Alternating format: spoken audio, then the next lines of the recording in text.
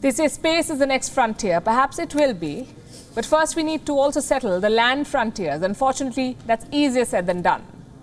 Because some countries do not understand basic political concepts like sovereignty, restraint and peace. Countries like China. Since June last year, India and China have been engaged in a standoff in eastern Ladakh. This was after the clashes at the Galwan Valley. A lot of troop movements, a lot of new constructions. There have been talks to defuse the situation, 13 rounds of talks to be precise. The latest round was on Sunday. Indian and Chinese commanders met at the Chushul-Moldo border point. Nobody was expecting a breakthrough. Nobody was expecting China to play fair. They did what they do best, sabotage. After 13 rounds, the talks have broken down. Both sides are blaming each other. But the story here is not the breakdown. The story here is the manner of the breakdown. Look at what they said.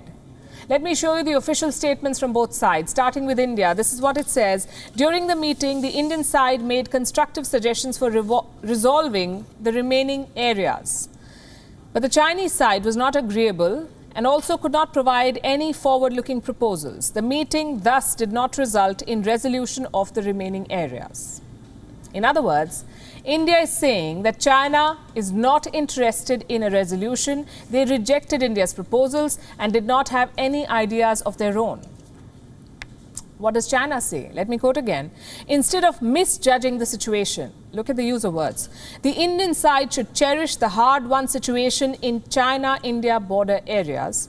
The Chinese side made great efforts to promote the easing and cooling of the border situation. However, notice this. However, the Indian side still persisted in its unreasonable and unrealistic demands. In other words, be happy with how far we've come. Don't expect any more progress. Now, those are some sharp words. You don't expect this kind of language in official statements, especially on such sensitive issues. Let me tell you what happened at the last round of talks, the 12th round, the one before this one. There was a joint statement, by the way. The talks were called candid and in-depth. The meeting was described as constructive. Same with the 11th round of talks. There was agreement on 3 points: stability on the ground, avoiding new incidents, and peace at the border. Now, none of these talks were a grand success, yes, but most of them ended in a stalemate. How is this one different? Because we've gone from a deadlock to a breakdown. These are two very different things, and it is clear who is at fault here. There are 6 flashpoints in eastern Ladakh. 4 of them have been vacated, which leaves us with 2, Depsang and Hot Springs. India's demand is quite clear. I'm going back to the official statement. This is what it says. The Indian side pointed out that the situation along the LAC, the line of actual control, can be caused by unilateral attempts of Chinese side to alter the status quo.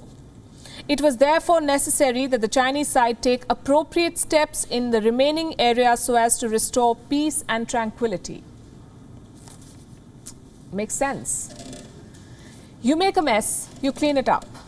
But China does not agree. Their spokesperson says the Indian statement is groundless. Listen to this. The relevant remarks of the Indian side are groundless. At the 13th round of China-India military-to-military talks, the Chinese side, bearing in mind the overall interest of relations between the two countries and the two militaries, made great efforts to ease the tension along the border and fully demonstrated its sincerity.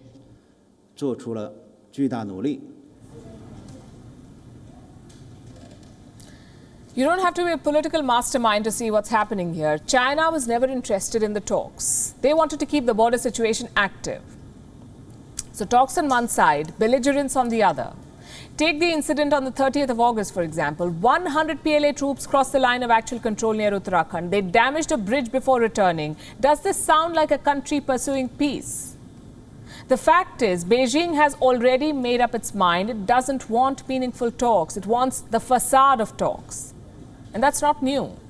What's different this time is that India has had enough of it. So for the first time, India has directly blamed the Chinese side in public. What happens next is the question.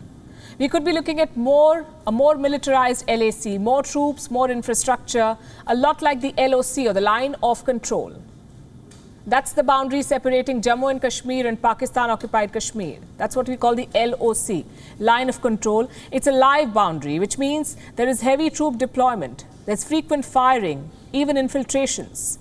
You could see the same happening with the LAC, the line of actual control.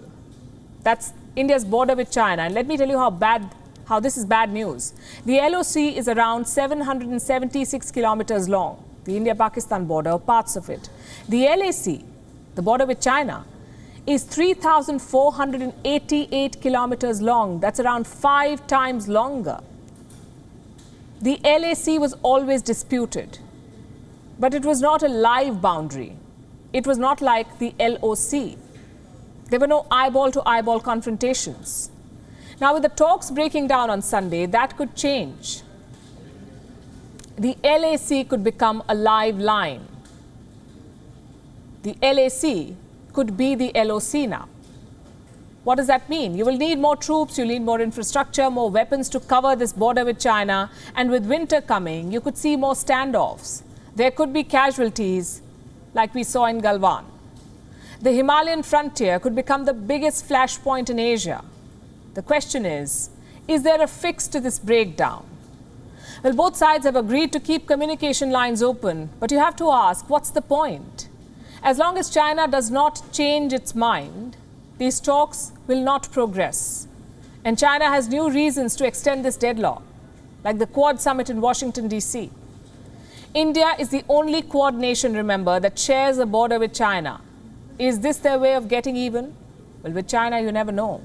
Pointless or not, the talks were an insurance. But as they say, it takes two to tango. China was never engaged in these discussions, and now India's patience is running thin. WION is now available in your country. Download the app now and get all the news on the move.